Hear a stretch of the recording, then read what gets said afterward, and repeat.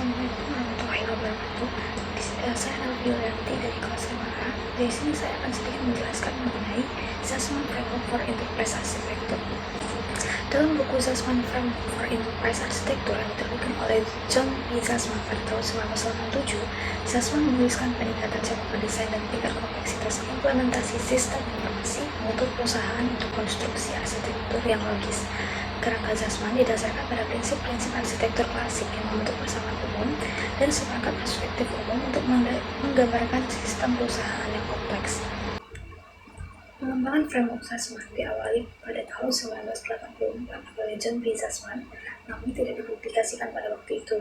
Framework awal ini berbentuk matriks dengan 3 kolom dan 6 baris.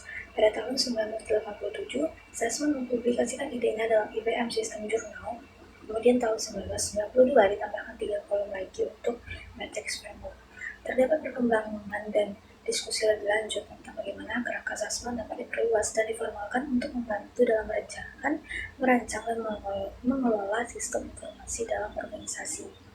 Tahun 1993, framework lebih difokuskan pada 3 kolom baru. Bagian tersebut merupakan business rule.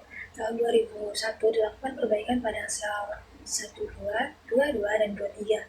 Tahun 2002 dilakukan perbaikan dalam desain grafis dan memanfaatkan granularitas oleh Intervista Institute di Kanada, yang diperbaiki kembali pada tahun 2003.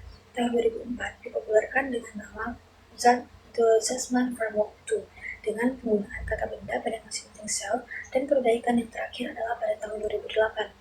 Framework Zasman tidak dibuatkan versi seperti yang disampaikan oleh Metz karena menurut sumbernya dari Zasman tidak dijabarkan tentang adanya versi dari Zasman Framework, kecuali identifikasi pada tahun 2004 tadi dengan membuat Zasman Framework versi 2. Kerangka Zasman memiliki 6 perspektif atau pandangan. Yang pertama yaitu planner atau perencanaan yang menetapkan objek dalam pembahasan latar belakang, lingkup, dan tujuan enterprise.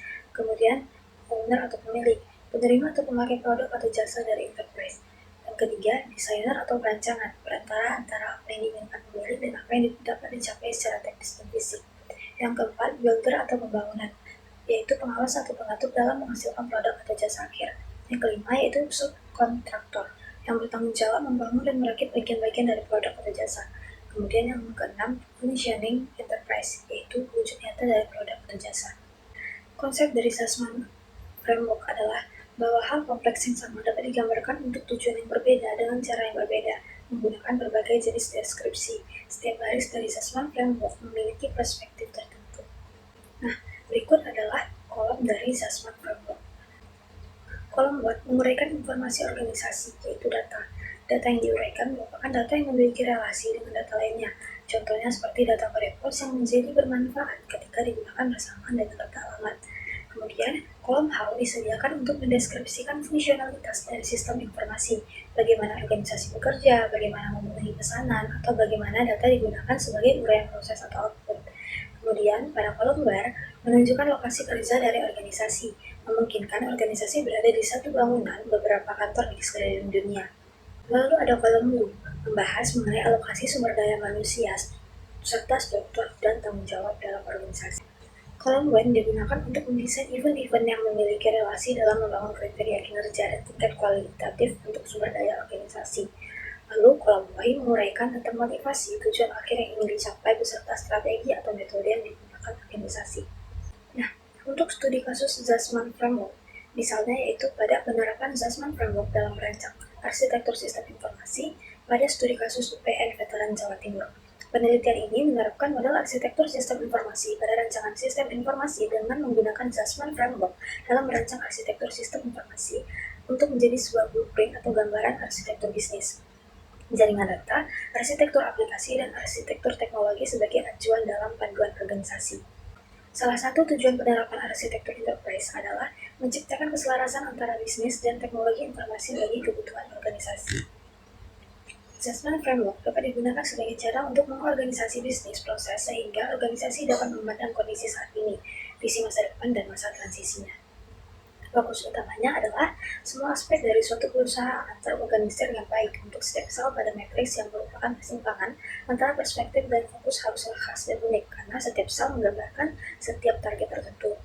Assessment framework merupakan matriks 6x6 yang merepresentasikan interseksi dari dua skema klasifikasi arsitektur sistem dua dimensi. Pada dimensi pertama, assessment menggambarkan sebagai baris yang terdiri dari 6 perspektif. Yang pertama yaitu planar perspektif atau scope konteks, kemudian the owner perspektif atau business concept, yang ketiga yaitu designer perspektif atau sistem logic, lalu yang keempat builders perspektif atau teknologi fisik, yang kelima ada implementer perspektif atau component assemblies, yang keenam yaitu the participant perspektif atau operational class. Nah, untuk dimensi kedua, setiap isu perspektif membutuhkan cara yang berbeda untuk menjawab pertanyaan fundamental seperti who, why, what, when, where, and how. Nah, setiap pertanyaan tersebut membutuhkan jawaban dengan format yang berbeda. Sebelum menyusun rencana strategis dalam jangka panjang dengan memakai sebuah metode assessment framework, maka diperlukan suatu tujuan strategis dalam pemanfaatan suatu teknologi, yaitu dengan menggunakan analisis SWOT yang terdiri dari strength atau kekuatan, weakness, kelemahan, opportunity, kesempatan atau peluang, threats, ancaman. Nah, tujuan dari penggunaan analisis SWOT ini bisa dianggap sebagai metode analisis yang paling dasar yang bermanfaat untuk melihat suatu topik ataupun suatu permasalahan dari 4 sisi yang berbeda. Untuk mengetahui kebutuhan suatu sistem secara mendetail, terlebih dahulu harus mengetahui kondisi internal institusi.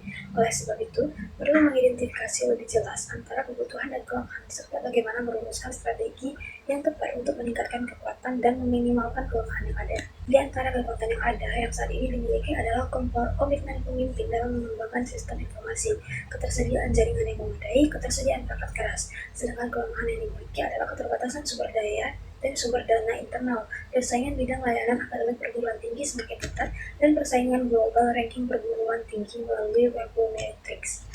Berkaitan dengan permasalahan yang ada, maka didapat sebuah rancangan pengembangan yang ingin dicapai, seperti meningkatkan bandwidth internet hingga mencapai kebutuhan minimal yang diisyaratkan, mengembangkan implementasi learning bagi dosen dan mahasiswa, kemudian mengembangkan konten dan link ke website, peningkatan kualitas website dalam hal performance, konten, aksesibilitas, dan promosi dan komunikasi, integritas sistem informasi ke dalam sistem single identity.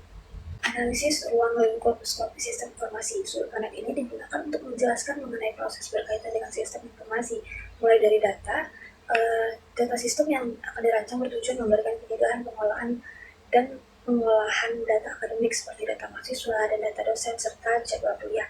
Kemudian fungsi yang mana setiap sistem yang ditunjukkan untuk pengolahan proses pembelajaran dan pengolahan data evaluasi akademik. Kemudian jaringan, arsitektur jaringan yang diharapkan adalah jaringan LAN atau local area network. Lalu manusia, yaitu pengguna yang terlibat langsung dalam membangun sistem informasi akademik seperti rektor, dosen, mahasiswa.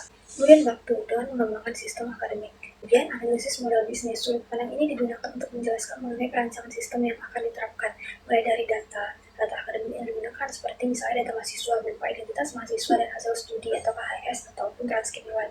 Kemudian dosen, data yang digunakan misalnya identitas dosen dan mata kuliah yang diampu. Lalu ada fungsi atau aktivitas bertujuan untuk memberikan kemudahan bagi mahasiswa, misalnya untuk melakukan registrasi dan pengisian KRS. Lalu mempercepat proses pengolahan data administrasi akademik, misalnya pengolahan data mahasiswa dan pengolahan jadwal perkuliahan. Lalu ada jaringan, yaitu lokasi bisnis sistem informasi akademik yang terhubung oleh jaringan LAN, misalnya bagian administrasi akademik dan ruang kerja dosen. Lalu ada manusia, yaitu unit yang berperan, seperti rektor, biro akademik, dosen, dan mahasiswa. Lalu ada waktu, misalnya sistem informasi perpustakaan dan sistem informasi keuangan. Lalu ada motivasi, misalnya untuk mendukung kelancaran proses administrasi akademik atau untuk mempermudah proses administrasi akademik. Ya, jadi dapat diambil kesimpulan dari studi kasus tadi, dari hasil penelitian analisis kebutuhan pengembangan sistem informasi assessment framework, yaitu dengan memakai metode analisis assessment framework, maka aktivitas bisnis di biro akademik sesuai dengan tujuan bisnis universitas. Kemudian arsitektur informasi akademik, Universitas Pembangunan Nasional atau Veteran Jawa Timur akan menjadi panduan dalam pengembangan teknologi informasi dengan mempertimbangkan tujuan universitas, dan sistem informasi akademik yang dirancang untuk memberikan kemudahan dalam pengelolaan sistem informasi akademik.